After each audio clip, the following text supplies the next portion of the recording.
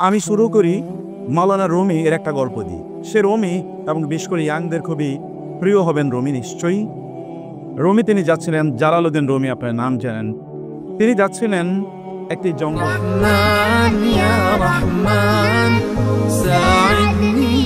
সেখানে দেখলেন একটা মোটা সোটা তিতির পাখি।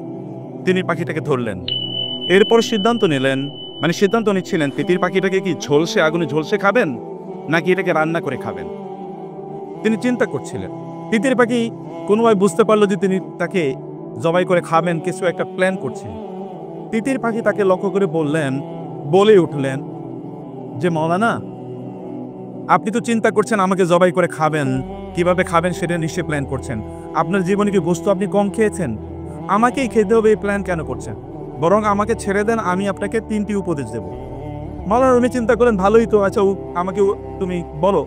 বলে না, আমাকে ছেড়ে দিতে হবে, তাইলে কেবলমাত্র আমি আপনাকে উপদেশ দেব। বলে তোমাকে ছেড়ে দিলে তারপরে তো তুমি চলে যাবে, এরপরে তো তুমি আমাকে ফাঁকি দেবা, তা হবে না, তুমি আমাকে উপদেশ দাও। বলে আচ্ছা ঠিক আছে, আপনি আমাকে ধরে রাখেন, একটা উপদেশ ধরা অবস্থায় দিয়ে বাকিগুলো আমাকে ছেড়ে দিয়ে। বলে আচ্ছা বলো।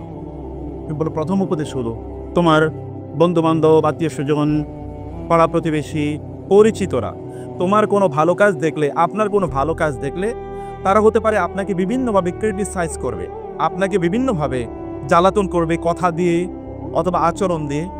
আপনি ওই দিকে একেবারে ভ্রুক্ষেপ করবেন না। আপনার জীবনে যে গোল আছে, লক্ষ্য আছে, উদ্দেশ্য আছে, সেটা নিয়ে আপনি কন্টিনিউ চলতে থাকবেন।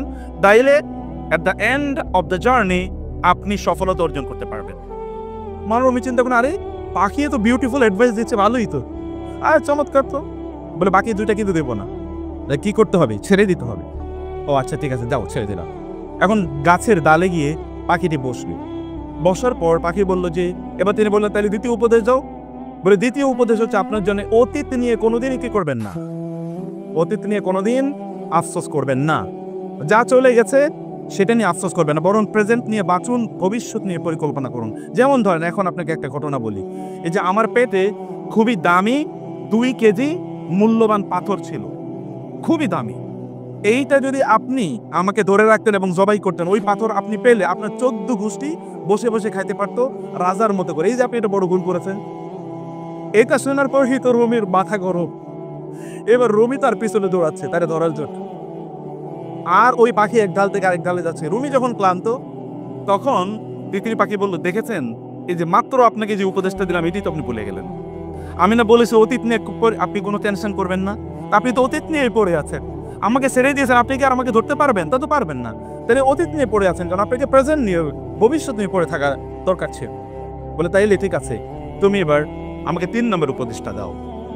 3 নম্বর উপদেশটা দাও। তিনি বললেন 3 নম্বর, মানে পাখি বলল 3 নম্বর উপদেশটা হলো, যিনি আপনার উপদেশ শুনতে চান না তাকে উপদেশ দিও না। এখন বলেন আমি কি করব?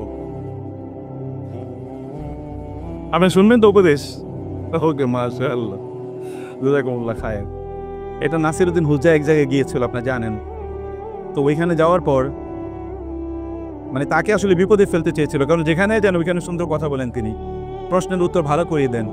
তো এবার এমন প্রশ্ন করলো যে প্রশ্নের উত্তর উনি জানেন না। এখন লোকেরা চিন্তা করলো যে আপনারা কি এখানে মোটামুটি সবকিছু জানেন? বলে হ্যাঁ, আমরা মোটামুটি জানি। আচ্ছা ঠিক আছে, উনি যে প্রশ্ন করেছেন এই প্রশ্নের উত্তর কারা কারা জানেন? তো একেবারেই জানেন এরকম তো বলতে পারেন। একদল লোক হাত তুললো একেবারে হালকা করে যে জানি, আর আরেক দল হাত তোলে নেই। তিনি বললেন যে যারা জানেন তারা ওনাদেরকে জানিয়ে দেন, আসসালামু আলাইকুম রহমতুল্লাহ। তা আমিও অথবা যা বলবো, হতে পারে most of the things will be known to you, but still it is a reminder. এটা একটা রিমাইন্ডার, কারণ আল্লাহ সুবহানাহু ওয়া তাআলা বলেছেন, ফাযাক্কির ফাইন্না যিকরা তানফাউল মুমিনিন। মুমিনদেরকে স্মরণ করিয়ে দিন, কারণ মুমিনদেরকে যদি স্মরণ করিয়ে দেওয়া হয় তাহলে মুমিন